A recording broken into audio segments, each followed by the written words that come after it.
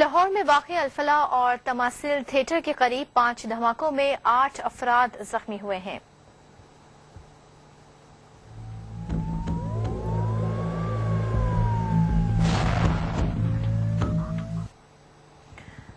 اور ہم تازہ ترین صورتحال جانیں گے ہمارے نمائندے میاں اسلم سے۔ میاں اسلم، یہ بتائیے کہ اس وقت کیا صورتحال ہے دونوں جگہوں پہ، مال روڈ پہ اور فیروز پور روڈ پہ امدادی سرگرمیاں کہاں تک پہنچی ہیں؟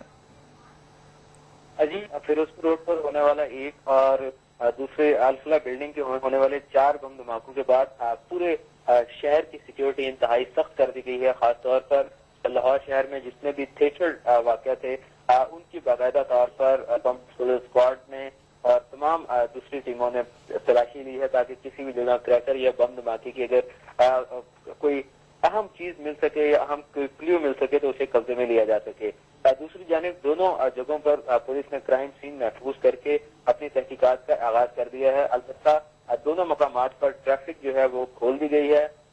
ڈی آئی جی انویسٹیگیشن مشتاق کثیرہ کا یہ کہنا تھا کہ ان بم دھماکوں کے حوالے سے پہلے سے اطلاعات موجود تھی کہ کسی قسم کی شرارت ہو سکتی ہے، دہشت گردی کہ ان واقعات جو ہیں وہ عوام کو خوفزدہ کرنے کی کوشش ہو سکتی ہے۔ پولیس نے اپنے تئیں بہت کوشش کی، یہی وجہ تھی کہ 10 محرم تک جو ہے وہ شہر میں اور پورے پنجاب میں خاص طور پہ بڑا امن رہا، لیکن آج 11 محرم میں پولیس نے تھوڑا سا ریلیکس کیا تو جس کے بعد یہ 5 بم دھماکے جو ہیں وہ یہ سامنے آئے ہیں۔ وزیر اعلیٰ پنجاب میاں شہباز شریف نے ان 5 بم دھماکوں کی 24 گھنٹے کے اندر آئی جی پنجاب کو ہدایت کیا ہے کہ ان کی رپورٹ جو ہے وہ انہیں پیش کی جائے۔ دوسری جانب جو مختلف تحقیقاتی ادارے ہیں انہوں نے ایک عینی شاہد کا بیان ریکارڈ کروایا ہے جس کا یہ کہنا تھا کہ فیروز پور روڈ پر جو تماثیل سینٹر میں بلاسٹ ہوا تھا وہ موٹر سائیکل پر 2 سوار آئے تھے جنہوں نے اس جگہ پہ بم پلانٹ کیا، اور اس عینی شاہد کا یہ کہنا تھا کہ اس نے انہیں روکنے کی کوشش کی لیکن انہوں نے اسے دھمکی دی اور کہا کہ اپنا اگر تم گارڈ کرو گے تو تمہیں بھی جو ہے وہ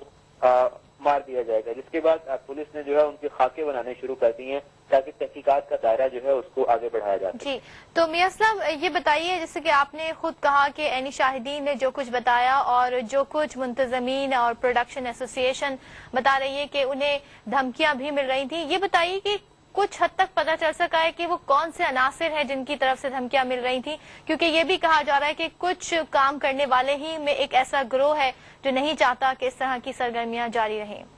جی، اگر مجموعی طور پر دیکھا جائے تو ان بلاسٹ سے پہلے حکومت پنجاب کی جانب سے اسٹیج ڈراموں میں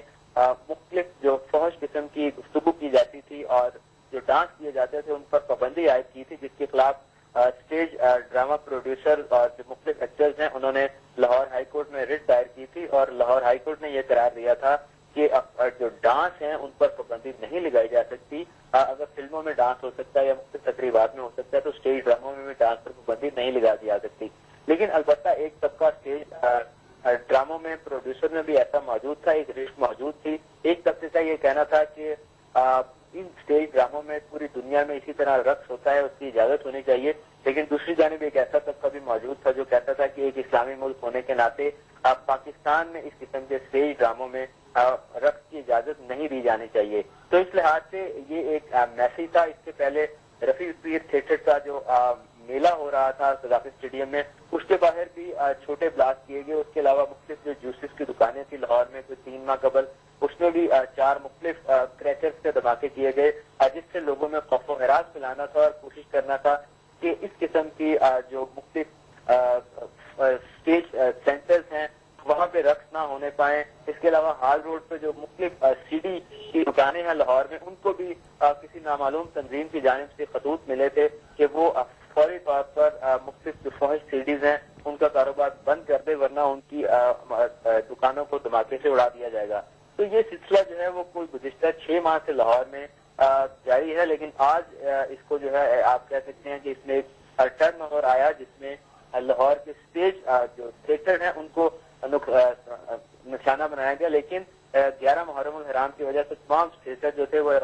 محرم کے احترام میں بند تھے، اس وجہ سے کوئی جانی نقصان نہیں ہو سکتا۔ تو میاں اسلم یہ بتائیے گا کہ اب تفتیش پھر کس طرح سے کی جائے گی، کیونکہ اپنی نوعیت کا ایک انوکھا ہی واقعہ ہوا ہے، اس طرح سے قانون ہاتھ میں لینا اور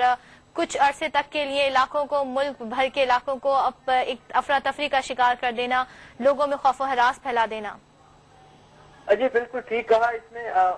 फौरी तौर पर जो बम डिस्पोजल स्क्वाड है वो अब तक कोशिश कर रहा है कि पता चलाया जा सके। अलबत्ता अब तक जो मालूमात सामने आई है उनके मुताबिक ये पता चला है कि ये एक प्लांट किए गए थे, लेकिन ये अभी तक नहीं पता चल सका है कि ये रिमोट कंट्रोल डिवाइस थे या कि टाइम बम डिवाइस जो है वो यूज की गई। अलबत्ता जो अब तक की तहकीकाती टीमें हैं उनमें डीआईजी इन्वेस्टिगेशन की क़यादत में एक पुलिस की टीम, दूसरी तरफ सीआईए लाहौर की जानिब से एक टीम, और उसके अलावा एफआईए की स्पेशल इन्वेस्टिगेशन ग्रुप जो कि अमेरिकन एफबीआई के अंडर दहशतगर्दी के खिलाफ जो है वो वर्क कर रहा है, उनकी भी टीम जो है इनकी तहकीकात में मसरूफ है। और आईजी पंजाब को वज़ीर आला पंजाब ने जो हिदायत की है कि 24 घंटे के अंदर इसकी रिपोर्ट दी जाए, उससे ये तवक्का है कि आइंदा 24 घंटे में जो है वो जल्द कोई सूरत हो जाएगी। बहुत शुक्रिया मियां असलम तफसीलात से आगाह करने के लिए। मुत्तहदा कौमी मूवमेंट के कायद अल्ताफ हुसैन ने लाहौर के थिएटर्स में बम धमाकों की मजम्मत करते हुए कहा है कि इंतहा पसंद दहशतगर्दी के जरिए तालीम के साथ आर्ट को भी खत्म करना चाहते हैं।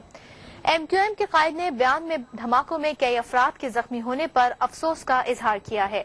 उन्होंने कहा कि गुज़िश्ता दिनों लाहौर के अलहमरा हॉल में वर्ल्ड आर्ट परफॉर्मिंग फेस्टिवल के मौके पर भी मजहबी इंतहा पसंद अनासिर ने इसी तरह बम धमाके करके लाहौर में खौफो हरास फैलाया था, और अब अल-फलाह थिएटर और तमसिल थिएटर को भी बम धमाकों के जरिए दहशतगर्दी का निशाना बनाया गया है,